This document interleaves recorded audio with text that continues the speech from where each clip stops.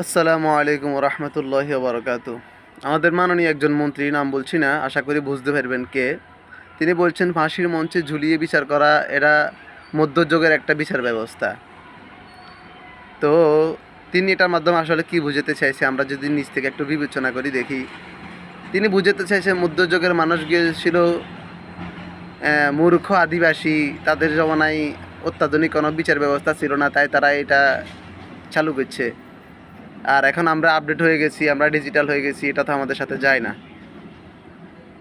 Actually আপনাকেই বলছি প্রিয় ভাই, এই যে নির্বাচন হওয়ার আগে আপনি নিজেই কয়েকটা অনুষ্ঠানের নিচে জবান দিছেন আমরা এই দেশে মদিনার ইসলাম কায়েম করুন, আমরা শরিয়া আইন মানি না, আমরা মদিনার ইসলামে বিশ্বাসী। আচ্ছা, ওকে, ফাইন। তো মদিনার আইন কি বলে আপনি এটা বিবেচনা করলেন না?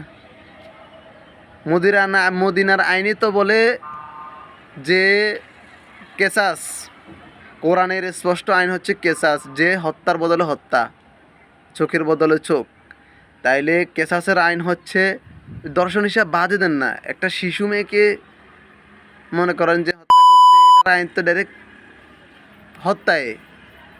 তাইলে মদিনার ইসলাম আপনার কই রইল, আপনার জবানটা কই রইল বলেন। আরেকটা বিষয় হইল, রাষ্ট্রীয় কোনো সমস্যা হোক, দলীয় কোনো সমস্যা হোক, বা প্রশাসনিক বা দেশের সংবিধানের কোনো যদি সমস্যার কারণে আপনারা বিচার করতে অসুবিধা হইতেছে, সেটা মানুষ দেখতেছে, বিচার করতেছে না, মানুষ বলবেই অনেক কিছু। কিন্তু আপনি এই একটা কথার মাধ্যমে আপনি ইসলামকে এভাবে ছোট করলেন, রাসূল সাল্লাল্লাহু আলাইহি সাল্লামকে আপনি এভাবে অবমাননা করলেন, এটা কিভাবে সম্ভব হইল? আপনিও তো একজন মুসলমান। আর যারা এই ভিডিওটা দেখতেছেন, দয়া করে দলমত নির্বিশেষে বিষয়টা বিবেচনা করবেন। আপনি মনে করিয়েন না আমি বিএমপির বিরোধিতা করতেছি না। আমার ঘরে আমার বাপও বিএমপি করে, আমার মাও বিএমপি সাপোর্টার, আমার ভাইয়েরাও বিএমপি সাপোর্টার। এ কথা কইেন না। এখানে দল না, এখানে হচ্ছে আমরা মুসলমান। আমাদের ইসলামকে, আমাদের রাসূল সাল্লাল্লাহু আলাইহি সাল্লামকে মানে তুচ্ছ করে কথা বলা হয়েছে।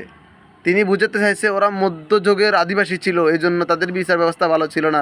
এরা তখনকার বিচার ব্যবস্থা ছিল এটা। এখন আমরা ডিজিটাল হয়ে গেছি, উনি ডিজিটাল হয়ে গেছে, এই জন্য এসব বিচার ব্যবস্থা আমাদের সাথে যায় না। তো মেহেরবানি করে আপনি আপনার কথাটা উইথড্র করবেন। যারা দেখতেছেন ভিডিওটা, আপনারা কি মনে করেন? আপনাদের নিজের বিবেক থেকে বলেন, আপনারা কি মনে করেন এটা আসলে কতটুকু যৌক্তিক ছিল, ওনার এই কথাটা আসলে কতটুকু গ্রহণযোগ্য আমাদের জন্য? ঠিক আছে, ভালো থাকিয়েন। আসসালামু আলাইকুম।